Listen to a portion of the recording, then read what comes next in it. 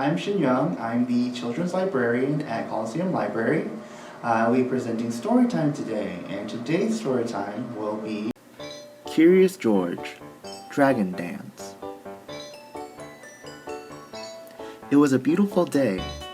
George and his friend Marco were taking a walk when all of a sudden they came across a big party in the middle of the street. They wondered what could be happening. "Happy New Year," a girl said to them. George and Marco were confused. New Year's happened on January 1st, and today wasn't January 1st. "It's Chinese New Year," the girl explained. "Welcome to Chinatown. My name is Lily."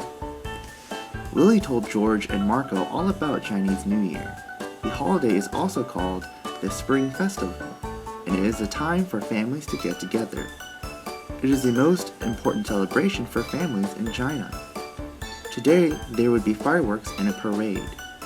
And at the very end of the parade, there would be a dragon dance. "Do you want to see the dragon?" Lily asked. Of course they did. The dragon was in the storeroom of Lily's parents' restaurant. This year, Lily was going to lead the dragon dance with her cousins.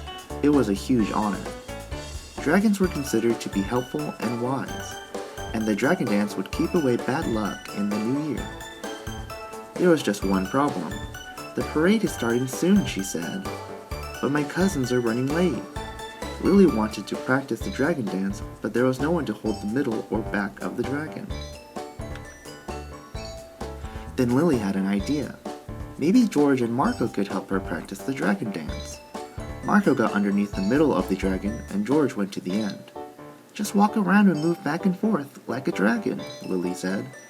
But it's not easy being a dragon inside a storeroom. There were too many things to bump into. George, Marco, and Lily took the dragon out on the street where they zigged and zagged and zigged again. "You need to stay behind me in a line," Lily explained. "You also need to keep an even distance." They were moving like a dragon until crash. "Whoops," Lily said. "It's important to keep your eyes forward too." When they got up, they noticed the dragon's nose was missing. That's when George spotted the nose across the street, but not before a dog did. By the time George, Marco, and Lily caught up with the dog, the dragon nose was completely ruined. Luckily, George had an idea. They could make a new nose. They hurried to George's house where he had an entire box of art supplies. First they tried a round ball. It was close, but it didn't look enough like the old nose. George remembered that the old nose had red and gold stripes, and it was curvy. Maybe he could use red and gold yarn. They made a nose out of yarn. It was the right color, but it was a little too droopy. George needed to find the right material. Felt wasn't firm enough, and neither was ribbon, but pipe cleaners might work. They were strong and bendy. The pipe cleaners looked right, but something was still missing. The rest of the dragon head was covered in red cloth. They needed the new nose to match, and they were almost out of time. George went to the kitchen. Surely there was something there. He opened cabinets and drawers. Then he found something. Red napkins. The new nose was perfect.